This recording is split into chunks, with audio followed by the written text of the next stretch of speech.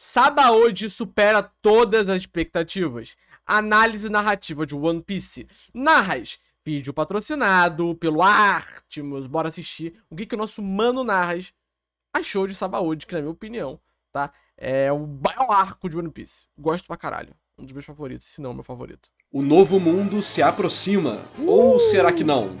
Sabaody pode ser pequeno, mas traz grandes mudanças. Depois de um arco meio morno, esse arquipélago fez questão de compensar. Se tem 2 pães, é sanduíche, irmão. Eu sou o narrador e hoje analisaremos quais são os méritos e falhas de Sabaody e por que ele é tão amado. Você já parou pra pensar que seu computador navega por águas perigosas na internet? Oh não! Pra não deixar nenhum pirata te atacar com aquele vírus perigoso, que medo! É importante ter uma defesa preparada. É só um pão partido? Cara, tu é burro, né? Porra, hambúrguer também é só um pão partido, cara. E a Kaspersky apoiou esse vídeo e trouxe uma oferta A Kaspersky... O que é isso? Eu não sei incrível pra você. O Kaspersky Total Security... Que porra é essa, Narras? Com todo respeito, o que é isso? É um antivírus que conta com o apoio de inteligência artificial e de diversos analistas para sempre te dar segurança digital de última geração. Caralho. Fora que conta com um Gamer Mode, para não atrapalhar em nada a sua jogatina. Assim, o seu computador roda o antivírus tranquilamente, sem nenhum gargalo. O que esses caras devem minerar de Bitcoin no meu computador é sacanagem. Melhor que tudo isso, é só a promoção dessa parceria que fizemos. Caralho, usando o meu link, você ganha 50% de desconto. Caralho. E se utilizar o cupom NARRATIVANDO, tudo em letra maiúscula, você ganha mais 40% de desconto. Calma aí, irmão. Calma aí. Você está oferecendo 90% de desconto, Narras? É isso mesmo? Pô, Narras, com todo respeito. Eu tô assustado.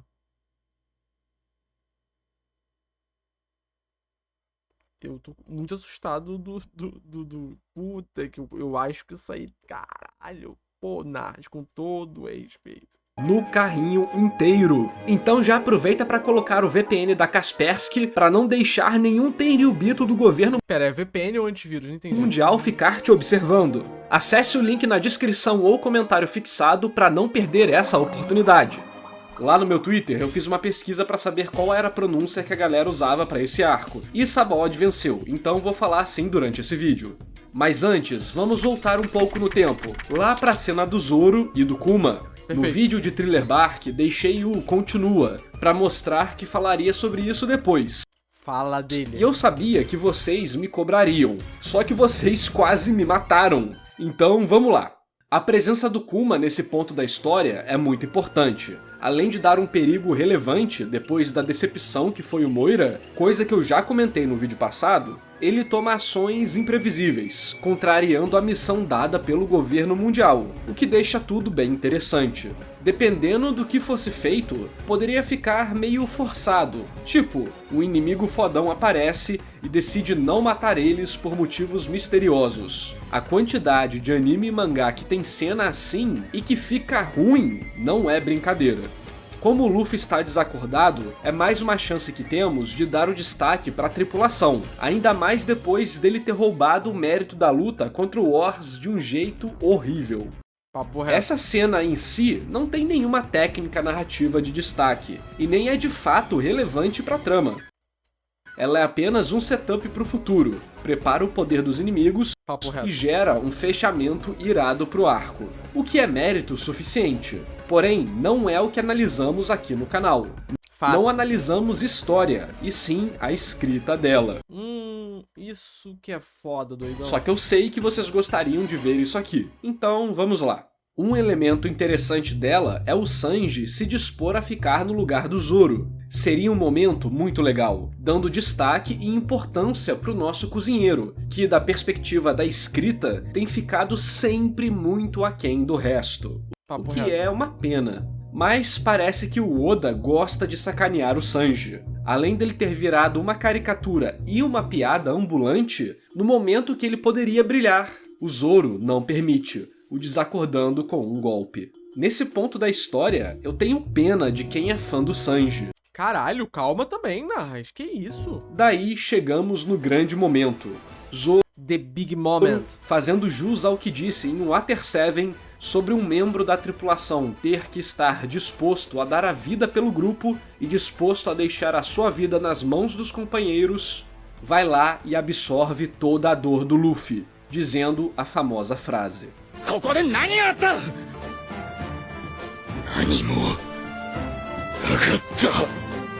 Fala. Isso mostra sua lealdade e seriedade, digno do primeiro membro a entrar no grupo.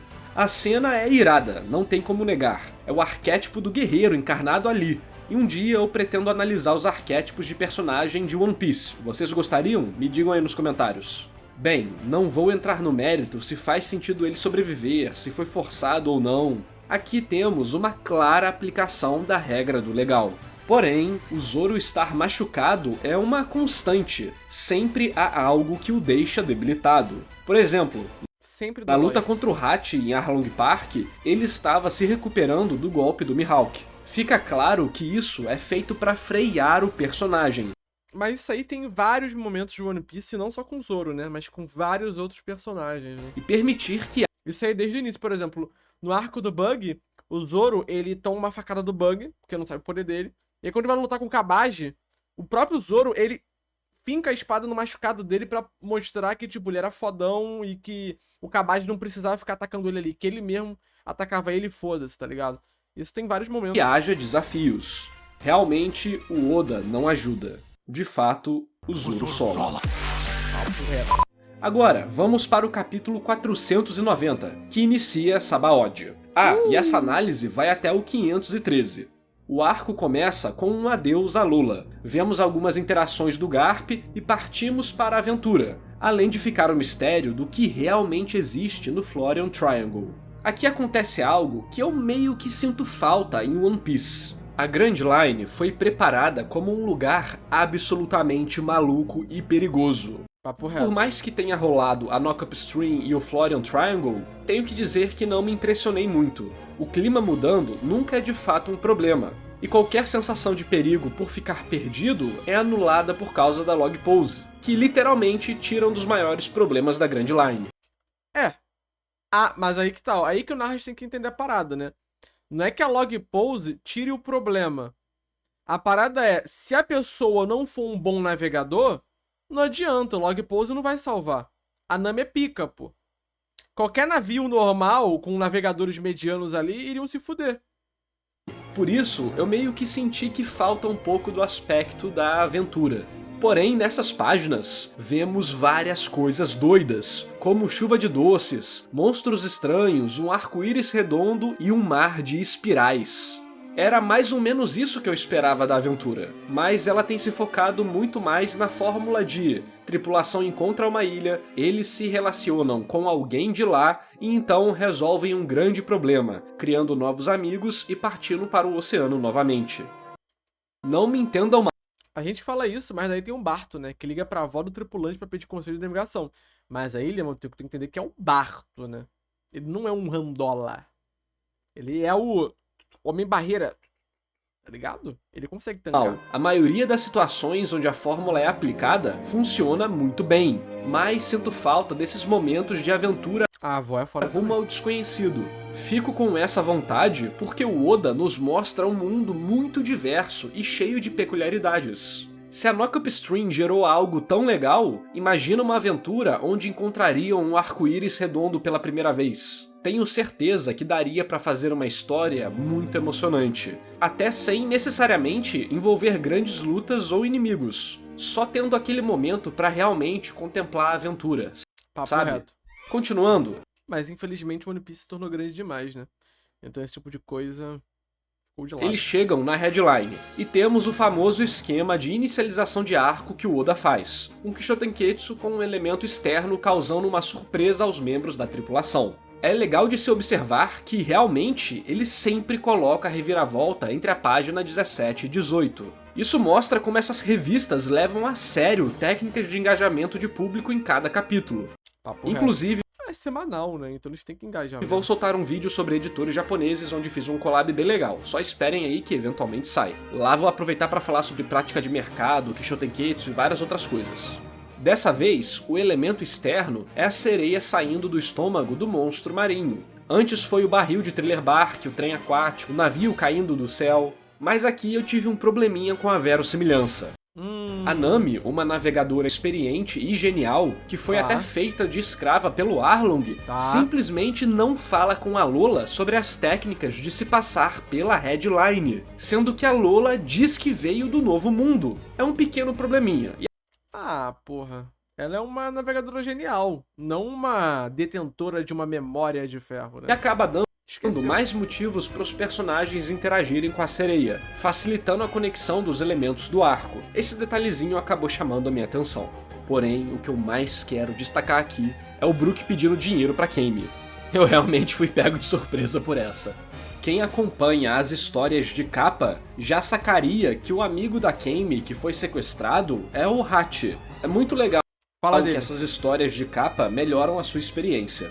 Esse iniciozinho do arco, até o fim da parte do Duval, tem uma comediazinha, mas é muito arrastado. É diálogo demais e acontecimento de menos. Todo perigo é artificial, nada realmente é uma ameaça para os Chapéus de Palha. Mas mesmo assim, as lutas se enrolam, os personagens falam demais e por aí vai.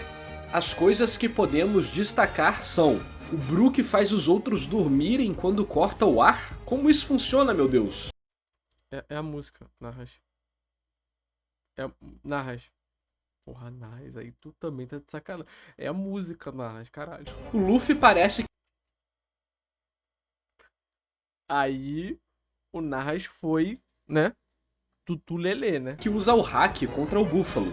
Achei que o Duval fosse o Don Krieg, então fui pego de surpresa com o cara ser o Sanji deformado. E a Robin fala que ele, com certeza, terá uma morte deveras interessante um dia. Será? Os elementos apresentados no mini arco do Duval são importantes para a trama. O próprio Duval, o sequestro da Camie, a ligação com os traficantes de humanos, mas a apresentação deles deixa muito a desejar, pelos motivos que eu já falei. Indo para Sabaody, a coisa já muda de figura. O local mostra toda a criatividade do Oda em fazer coisas diferentes. Temos um arquipélago bem interessante, o que abre espaço para uma sociedade diferente, uma cultura diferente, uma tecnologia diferente. Realmente isso é muito bom. As exposições aqui variam de qualidade, em alguns momentos temos texto demais para coisa que não importa. Mas o que é realmente importante é bem feito. Por exemplo, a apresentação dos Tenryubitos. Beatles. Esse ponto é mais importante do que parece, e eu sei que você já acha ele importante. O Oda, corretamente, sempre gera o máximo de antipatia pelos vilões, e aqui não é diferente. Já comentei um pouco sobre alguns sentimentos e sensações que geram esse repúdio quando falei do Spandam, mas aqui o negócio vai além. Além da coleira do escravo explodir, ele toma um tiro, talvez sendo a primeira cena de morte realmente explícita. Isso realmente me chamou a atenção. Se o Oda, que nunca mata nem figurante, está disposto a colocar algo assim, é porque ele tem grandes planos para esses personagens. Papo reto. A cena do cachorro fazendo xixi no corpo queimado do escravo transmite literalmente tudo que você precisa saber. Não acredito que tu fez isso, Purim! Filha da puta! Caralho, mano, o Purim se perdeu total. Sobre esses nobres, sem nenhuma palavra. É engraçado que são descendentes de clãs que se uniram para salvar o mundo. E no final deu nisso aí. Como aquela frase diz, o desejo de salvar a humanidade é quase sempre um disfarce para o desejo de controlá-la. Enfim, é uma ótima apresentação. Só que não acaba por aqui. E farpou, tá? Temos alguns elementos que geram recompensas legais no futuro, como o Hachi falando que, mesmo se eles atirarem em alguém na frente do Luffy, ele não pode fazer nada. A apresentação dos supernovas também é bem espalhafatosa. A Jump gosta muito disso. Todos eles transmitem o que precisam para passar o conceito deles pro leitor. Voltando a falar dos Tenryubitos, temos um momento que me deixou muito animado e me frustrou demais, só que de maneira positiva. Até postei sobre isso no Twitter, aproveita e me segue lá para descobrir antes de geral quando saem as análises de One Piece. E para não perder nenhum vídeo, se inscreve aqui no canal e deixa seu like. Toda semana posto vídeos analisando animes e mangás de maneira técnica. Aparentemente, um dos Tenryubitos se desviou do grupo, e temos a sua apresentação, sendo tão desprezível quanto os outros. Lembrando que o Eiichiro Oda, ele não pretendia criar tantos supernovas, né? Foi uma sugestão do editor para poder manter as coisas calientes. Não é à toa que ele pretendia matar metade, né? Outra coisa também, não era pro LoL ter tanto destaque, né? Era pro Kid ter mais destaque ao lado do Luffy. Só que como o LoL se tornou absurdamente popular, o Oda até mesmo encaixou o Lau mais à frente na história, né? A gente vê, né? O Lau, ele aparece em Punk Hazard, ele aparece em Dressrosa, ele aparece em Wano. Então, né, a popularidade do LoL fez ele se manter muito mais vivo na história do que o Kid, por exemplo, né? Por isso que a gente tem esse falso sentimento de que o Kid não foi bem aproveitado. É porque o LoL meio que roubou a posição dele. Apontando pra uma mulher e dizendo que agora ela é uma escrava, dando tiro no namorado dela e tudo mais. O exagero do comportamento desses personagens é também demonstrado pelo visual deles, o penteado ridículo e também o capacete que impede que eles respirem o ar dos plebeus, além do rosto desse personagem especificamente ser pior ainda do que os outros. Fora o visual e as atitudes dele, o contexto da cena deixa tudo mais frustrante ainda. Todo mundo abaixa a cabeça. É a cereja do bolo dessa construção incrível, a impotência. Histórias servem para nos levar além da nossa realidade, e também para transmitir informação, mas isso aí é outro papo. E shonens, em especial, tratam muito dessa superação e do potencial. Por isso, termos um clima de impotência tão forte tem tanto impacto na história. Os personagens que nunca abaixaram a cabeça pra ninguém, nem pro governo mundial em Enies Lobby, agora, querendo ou não, estão de mãos atadas. Essa panela de pressão vai ficando cada vez mais quente, sendo um plot secundário que vai se tornando cada vez mais importante e intenso conforme os capítulos passam. Já que o Oda não é bobo nem nada, óbvio que não, depois de fazer você odiar esses personagens, ele apresenta uma ótima solução. Zoro vai solar. Zoro aparece, não dá a mínima pro cara, anda de cabeça erguida e está disposto a matar quem o enfrentar. Nesse momento, senti um baita alívio. Sim, justiça será feita! Mas então, a Bonnie o para, tirando meu prazer como alguém que tira o doce de uma criança. Nesse momento, ao invés de te dar a recompensa, o autor te frustra, propositalmente, deixando você mais ansioso para ver o momento onde teremos o nosso acerto de contas. Se vocês pararem para pensar, uma tentativa de acerto de contas foi feita em Skypiea. A sensação de impotência entre o povo de lá e o Enel mecanicamente servia ao mesmo propósito, permitir a tirania de um poder absoluto que vai destruir quem se opor a ele. Mas lá não tivemos motivos para nos importarmos de verdade. O Enel não existia naquela hora, era só um nome. Por isso, ver a menininha chorando porque denunciou eles não tem tanto peso assim. Aqui nós vemos os malditos e podemos materializar esse desgosto. Fora que existe uma grande diferença entre esses vilões. Enel é um vilão que tem poderes para conquistar as coisas por si mesmo. Muitas vezes, por mais que não concordemos com os vilões, podemos no mínimo admitir que ele tem a capacidade para fazer o que ele quer. Curiosamente, poder é uma das características que geram empatia. E muitas vezes vilões têm vários fãs. Além dos diversos motivos possíveis, um que inconscientemente sempre aparece é a capacidade dele de desafiar o status quo e estar disposto a fazer tudo o que é necessário pela visão dele. Esses são os vilões clássicos de histórias, os grandes antagonistas. É o personagem que faz o combate final ser tão bacana. Duas forças igualmente poderosas, cada uma com uma filosofia diferente, caindo na mão pra ver quem tá certo. Já os Tenryubito que foram apresentados são um bando de cabaço, um bando de bagre, né? Aparentam ser a ralé da ralé do seu grupo, não possuindo nenhuma característica respeitável, ou que de alguma maneira dê um mérito pra eles. são literalmente pessoas com a síndrome do pequeno poder. Caralho, Como não são tão poderosos e importantes como quem está acima, eles esmagam quem está embaixo. Hulk esmaga. Essa falta de mérito ou de característica que os redimam de alguma maneira, pelo menos para você respeitar ele como adversário ou vilão, gera uma antipatia extra e muito forte. Enfim, essa ação do Zoro, mesmo que frustrada, gera um respeito pelos Mugiwara entre os piratas, o que adiciona um valor extra no momento, que vai se materializar na relação do Kid e do Lau com o Luffy no leilão. Já no sequestro da Kame, Duval tem um upgrade visual e também sai Fala de dele. piada ambulante para a ferramenta no enredo. Isso é um problema? Aqui não. A ferramenta foi bem apresentada e utilizada. É impossível uma história ser super profunda, complexa e se autorreferenciar infinitamente. Às vezes, temos saídas mais simples para o enredo andar. A habilidade para administrar isso é mais importante do que parece. Tente ser ultra denso e seus leitores vão ficar cansados. Na real, provavelmente, você nunca vai terminar de escrever a sua história. Caralho, farpou, tá? Farpou, tá? Mas se você for ultra simplório, sua história vai falhar em engajar as pessoas. Ele farpou legal. Por isso, ter um personagem que é uma ferramenta pro enredo não é um problema se ele for devidamente bem apresentado e utilizado. Avançando, acho curioso como o Luffy nem liga que está em uma casa de leilão de escravos. Ele só quer saber dos amigos dele. O resto que se ferre. Caralho, Luffy o Deus? Luffy o Deus?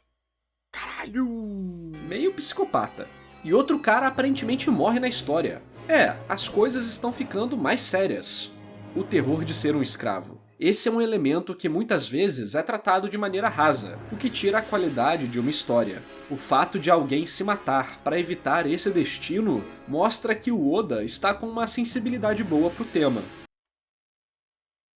A atitude desse figurante consegue nos mostrar o perigo, as consequências e o terror, mesmo Parece que o Oda não romantizou a escravidão, não é de mesmo? maneira indireta. É legal isso ter um destaque mais maduro na obra, ainda mais porque temos o Duval logo antes, que fazia as mesmas coisas e é tratado como piada. Bem, me impressiona o fato dos Tenryubitos aceitarem um leilão, ao invés de simplesmente chegar lá, pegar o que quer e ir embora, igual o Carlos fez com a mulher.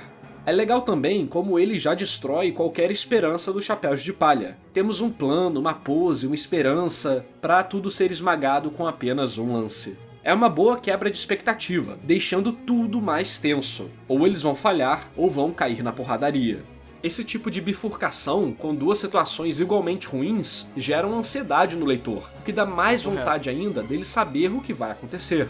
Outro mérito dessa cena é cortar qualquer tipo de encheção de linguiça desnecessária. Como não existe possibilidade dos Chapéus de Palha terem mais dinheiro do que os Tenryubito, uma briga de lances seria literalmente uma perda de tempo, tanto dentro do mundo quanto para nós como leitores. Isso é Então, ótima sacada do Oda. Cortou a enrolação, aumentou a tensão, fez uma quebra de expectativa, uma reviravolta. Bem, no final, eles caem na pancadaria e também meio que falham no grande esquema das coisas. No fim, quem acaba tomando um tiro dos Tenryubitos é logo o Hachi, trazendo à tona a fala dele pedindo para não fazerem nada, mesmo que alguém seja baleado na frente deles. É uma volta bem legal no assunto, dando mais intensidade pro momento, tanto narrativamente quanto para os personagens vivendo a história. Depois de toda a frustração, imponência, raiva, tragédia, finalmente Lá vem o Big Moment, o socão. a recompensa chega. Após cozinhar por vários capítulos, o Oda vem com o prato principal, o famoso socão do Luffy.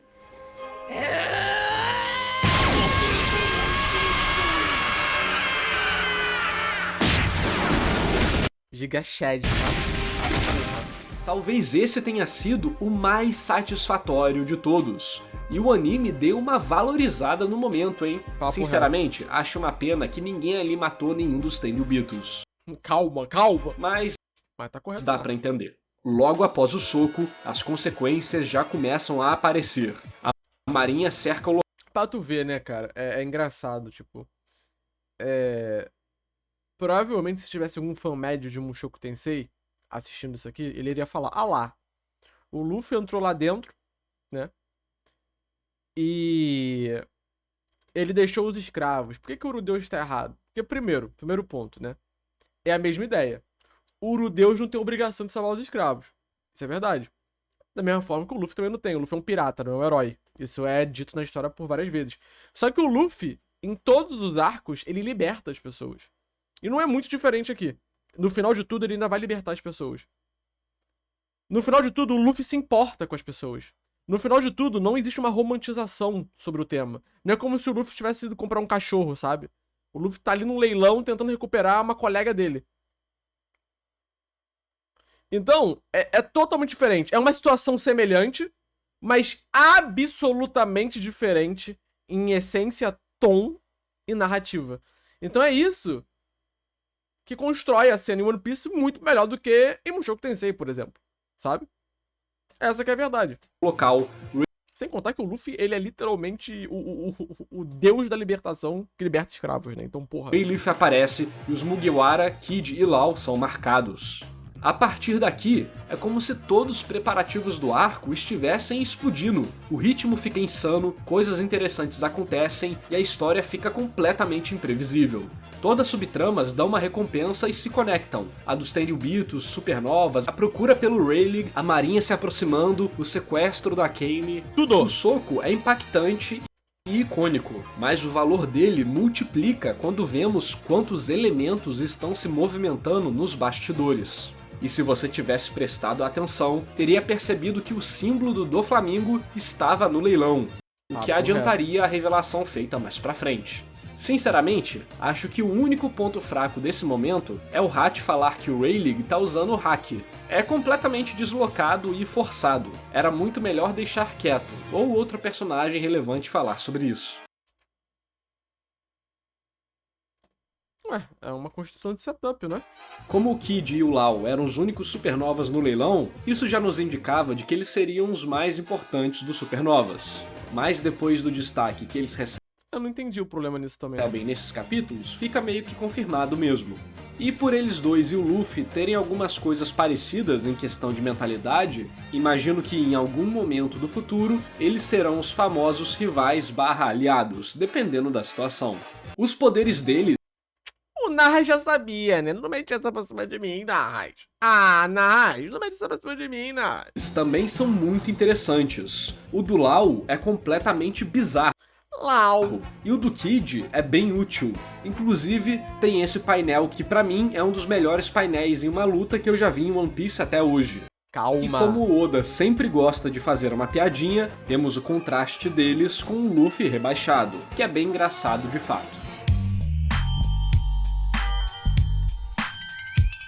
Bem, continuando, quando a Robin salva o Sanji impostor, temos 2 quadros de diálogos que não dão em nada. Mas por que eu tô falando disso? Esse tipo de coisa se repete na obra toda em geral, sejam com situações ou diálogos que não dão em nada, ou com repetições de coisas que já foram ditas. Tipo quando todos lutam contra o Kizaru e o Brook fala: "Oh, como ele conseguiu causar danos, eu tentei perfurar com a minha espada e não consegui." Esses 1 ou 2 quadros redundantes ou ineficientes em cada página acabam no final de um capítulo de 20 páginas, acumulando entre 10 e 15 quadros, o que daria no final de um capítulo inteiro 3 ou 4 páginas. Claro, depende de como ele é disposto, do tamanho e tudo mais, mas dá pra entender, né? Por mais que do ponto de vista puramente técnico eles sejam um desperdício e diminuam a qualidade da obra, que poderia ter um ritmo muito mais interessante e impactante, o fato de One Piece ser uma produção semanal força esses elementos. É uma economia que vale muito a pena pro autor, que pode fazer algo simples e fácil, poupando tempo e ajustando o ritmo da história pro futuro. Isso é uma realidade do mercado, e não temos como fugir. Infelizmente continua atrapalhando, mas o que a gente pode fazer, né? Desse ponto em diante, temos várias revelações. Rayleigh sabe sobre o período perdido da história, sabe onde está One Piece. Descobrimos que o Roger ficou doente e se entregou. Ele até nos diz que o Bug estava no navio do Rei dos Piratas. Provavelmente, O Bug. essa foi uma das conversas mais importantes em One Piece até agora. E é muito legal o fato do Luffy se recusar a saber onde está One Piece. Isso mostra como ele não quer conquistar nada, e sim ser livre, vivendo uma aventura. O que é bem próximo do que falavam do Roger. A única coisa que me preocupa é o que o Shanks disse que o Luffy falava as mesmas coisas que o Rei dos Piratas. Sei lá, tô ficando preocupado com essa parada do Luffy ser a reencarnação dele ou algo do tipo. Ai, para! Ai, ai. Desmaiei. Esse momento tem muito valor por ser uma grande recompensa por acompanharmos a história por mais de 500 capítulos. 500 capítulos e temos um longo caminho pela frente. Bem, logo depois do papo, vamos para a pancadaria frenética. Kizaru aparece junto dos pacifistas, os supernovas entram em combate, enfim, o caos acontece. E isso é ótimo! Podemos ver os poderes malucos e interessantes dos outros piratas, assim como a capacidade do almirante e dos robôs.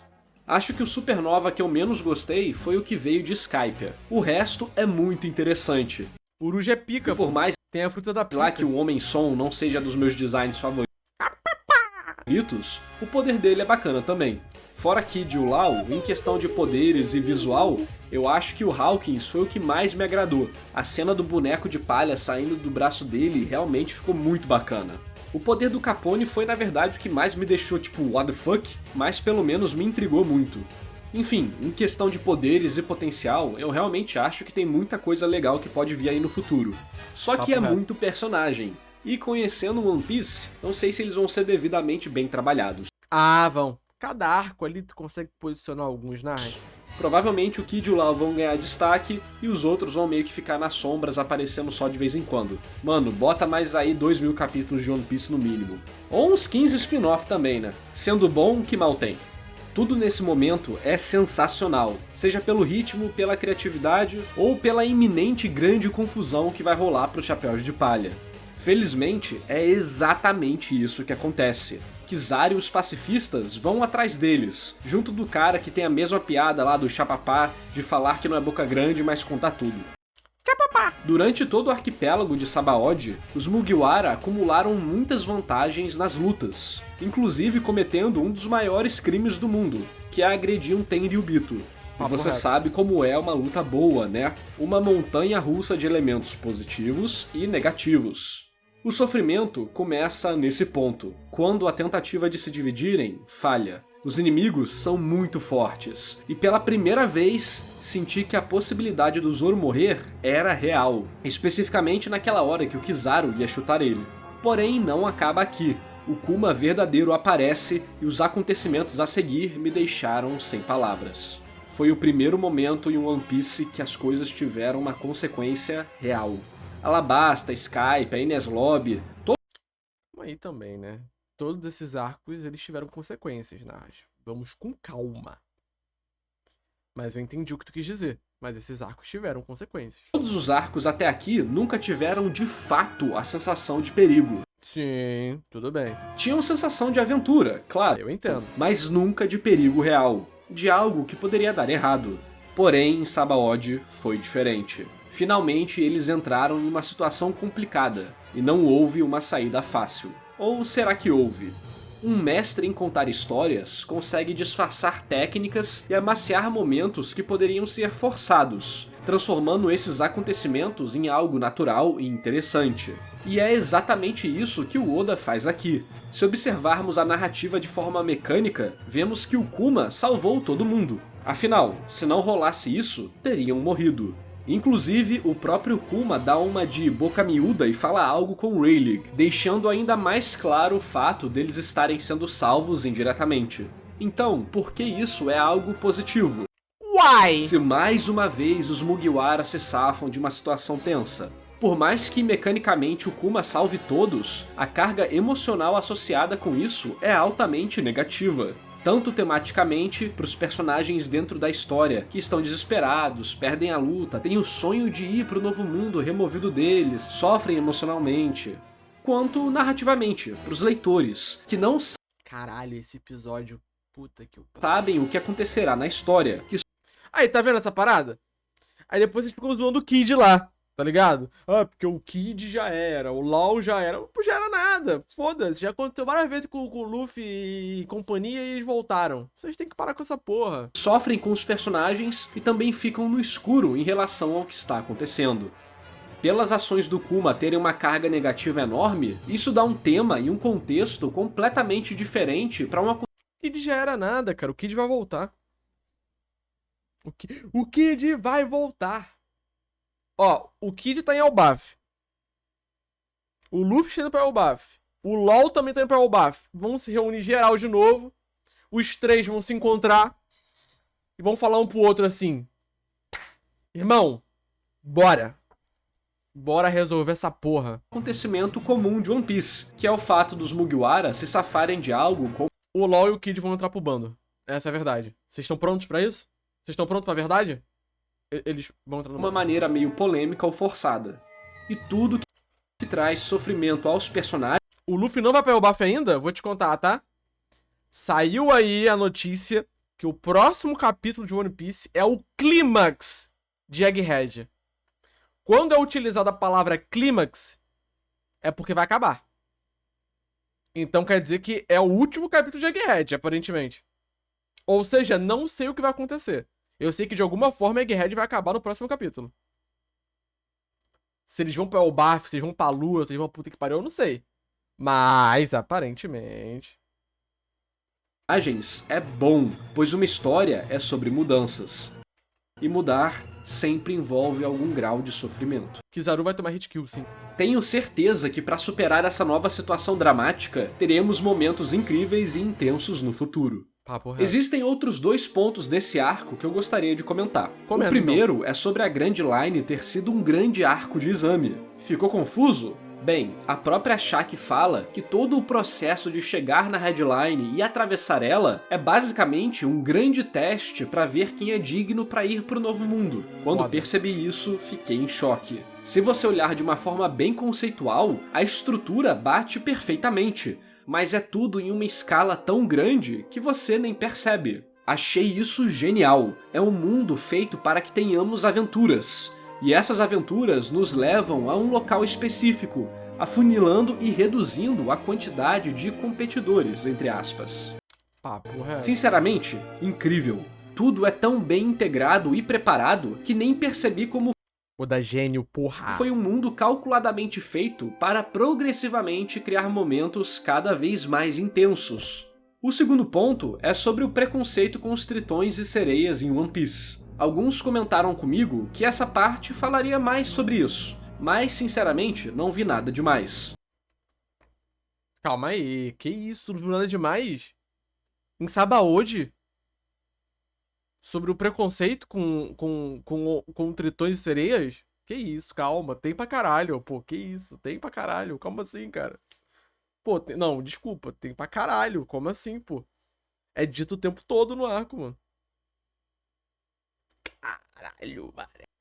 Não há nenhuma discussão ou momento que realmente integre isso como parte importante da história.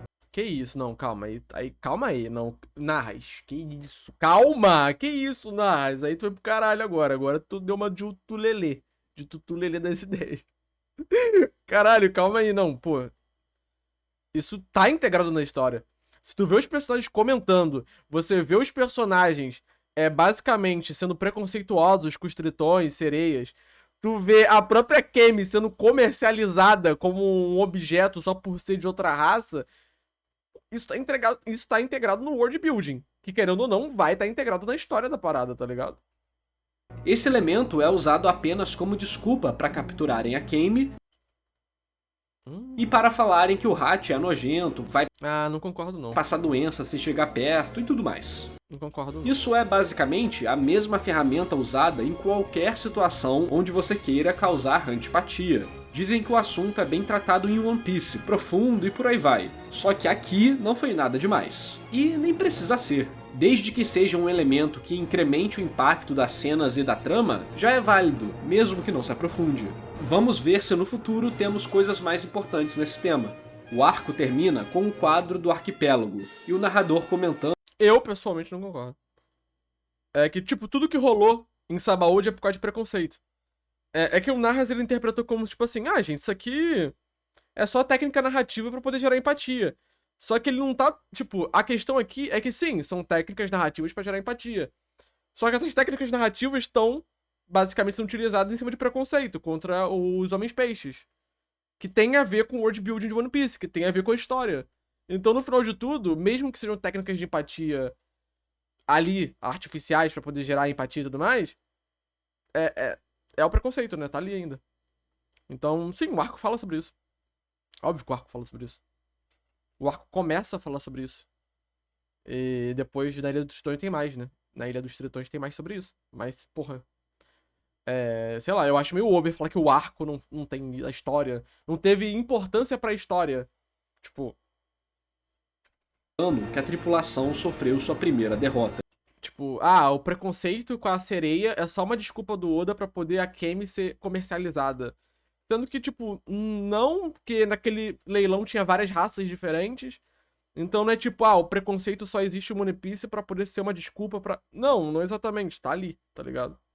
E o Oda, ele claramente tá criticando isso. Então, sei lá. Na minha interpretação, eu discordo um pouco.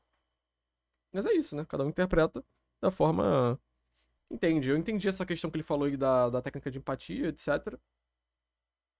Mas... Querendo ou não, se a gente for parar pra pensar, quase tudo vai ser técnica de empatia. Se a gente for olhar através dessa regra, né? Através dessa régua moral, né? Qualquer problema e etc. numa história vai ser uma técnica de empatia pra você se sensibilizar com o personagem, com a história dele, tá ligado? Com a causa dele. Então...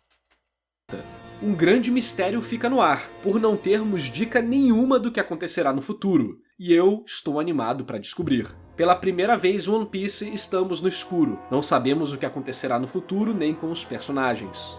Esse momento me pegou tão desprevenido. Não é somente uma técnica de empatia, né? O Oda tá querendo falar sobre isso. Ele tá mostrando, na real, como aquela situação é absurda e como as pessoas ao redor estão tratando os homens-peixes de maneira ruim só porque são homens-peixes.